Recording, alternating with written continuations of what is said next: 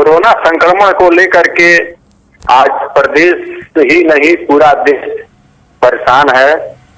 विशेष रूप से मैं चर्चा करूंगा बलिया जनपद का, जहां पर मृतकों की संख्या और संक्रमकों की संख्या दोनों की संख्या में काफी वृद्धि हुई है। संक्रमित लोगों के मौत से आज सरकार के साथ साथ विपक्ष के भी कान खड़े हो गए हैं। जितनी संख्या में संक्रमित मरीजों की वृद्धि हो रही है, उसमें से लोगों का इलाज सरकारी अस्पतालों में हो नहीं है। स्वाभाविक है ऐसे हालात में मरीजों को लेकर के प्राइवेट अस्पतालों में लोग भगना शुरू करेंगे। ऐसा ही हो रहा है। जब सरकारी अस्पतालों में उचित सुविधा नहीं मिल पा रही है, तो प्राइवेट अस्पतालों में सुविधा के नाम पर मरीजों का और उनके परिजनों का शोषण ही हो सकता है। यह बात पिछले 3 दिनों से विभिन्न अवसरों से उठाई जा रही थी। इसी बीच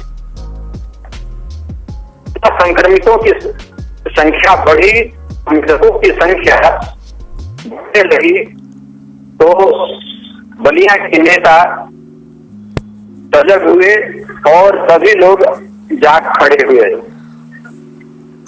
भाजपा के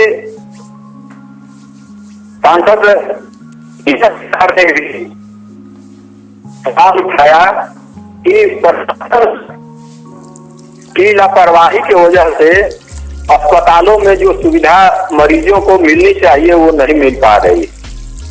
उन्होंने यह भी कहा कि हमारे गांव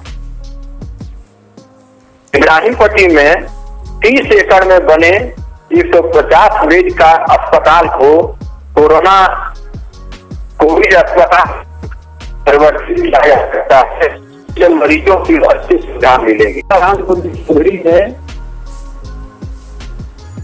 बुधवार को पूरे दिन में 4 सामुदायिक स्वास्थ्य केंद्रों का निरीक्षण किया। वहां कोविड के मरीजों से बातचीत की। उनके हालात देखने के बाद राम गोविंद चौधरी स्वास्थ्य विभाग के आला अफसरों से मिले और इस बात की शिकायत की कि मरीजों को अच्छी सुविधाएं मुहैया नहीं हो रही। राम गोविंद चौधरी जी के आक्रामक रूप को देखते हुए सपा के अन्य नेता भी मदद करने के लिए अपना हाथ उठाए। बैरिया से सपा नेता भान सिंह ने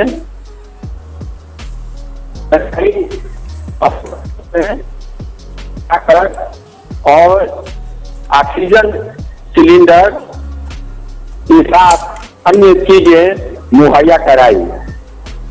बैरिया विधानसभा के सपा नेता मनोज सिंह ने त्वरित कार्रवाई करते हुए एक टीम का गठन कर दिया और हेल्पलाइन दिया कि कोरोना से कोई भी पेशेंट की मौत नहीं होनी चाहिए और अभाव में भोजन की दिक्कत किसी को नहीं होनी चाहिए।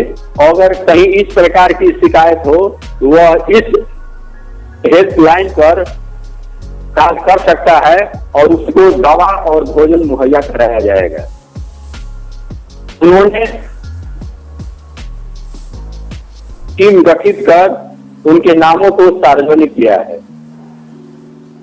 केवल विधानसभा क्षेत्र से सपा के पूर्व अध्यक्ष रहे आजा शंकर यादव ने भी पहल किया है और अस्पतालों में जाकर मरीजों का हालचाल लिया और सरकार पर आरोप लगाया कि इस महामारी में सरकार उचित कदम नहीं उठा रही है। रसना विधानसभा क्षेत्र से बसपा के नेता एवं विधायक उमाशंकर सिंह ने रसना क्षेत्र में आने वाले सामुदायिक स्वास्थ्य केंद्रों में ऑक्सीजन सिलेंडर को उपलब्ध कराया है, उन्होंने जिला अस्पताल बलिया की दुर्दशा को देखते हुए सिलेंडर सहित है। जिला मुख्यालय पर भी संसाधन के अभाव में मरीज को भेज दिया जाएगा। जिलाधिकारी अदिति सिंह ने भी पहल किया है और उन्होंने शासन से स्वीकृत 4 कोविड अस्पतालों में ऑक्सीजन प्लांट लगाने की स्वीकृति दे दी है। जिला अस्पताल सहित खेपना, सीकर और बसंतपुर में ऑक्सीजन प्लांट लगाने की कार्रवाई शुरू कर दी गई है। इसी बीच कोरोना से मरने वालों की शव गंगा नदी में और घाघरा नदी में तैरते हुए देख करके लोग भीड़ नदियों की तरफ उमड़ पड़ी। इसकी जानकारी मिलने पर जिलाधिकारी अदिति सिंह ने उप जिलाधिकारी बलिया तथा सदर पुलिस क्षेत्राधिकारी को मौके पर जाकर और शवों को नदियों से निकाल करके अंतिम दाह संस्कार करने का आदेश दिया। एसडीएम और सीओ मौके पर पहुंचकर जेसीबी से गड्ढे की खुदाई करके और तैरते हुए शवों को निकाल करके उनका अंतिम दाह संस्कार किया। जिलाधिकारी के इस पहल को पक्ष और विपक्ष सराहना कर रहे हैं। विपक्ष अगर कोरोना मरीजों को लेकर के और संक्रमितों की संख्या और मरीजों की संख्या बढ़ते हुए अगर सजग हुआ है, मरीजों के हित में उठ खड़ा हुआ है, तो यह अच्छी पहल है। और देखना है कि अगले दिनों में पक्ष और विपक्ष के इस पहल का क्या असर कोरोना से प्रभावित परिवारों को मिल पा रहा है।